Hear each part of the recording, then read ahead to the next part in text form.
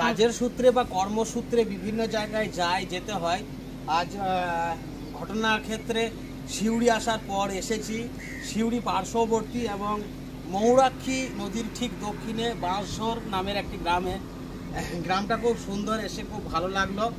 আর এখন রয়েছি জাহিদাদের বাড়িতে, ছাদে এসেছি, খুব ভালো লাগছে। এদিকে বিস্তীর্ণ সবুজ মাঠ, দূরে একটা ঈদগাহ রয়েছে, ওখানে ঈদের নামাজ হয়। আর একটু উত্তরে গেলেই নদী আছে। আর ছাদে এলাম ঘুরতে, ছাদ থেকে এই যে প্রাকৃতিক পরিবেশ এটাকে উপভোগ করতে, অনুভব করতে কিন্তু খুবই ভালো লাগছে। তো এসেছি অনেক আগেই, আসার পর খাওয়া দাওয়া ভালোই হলো।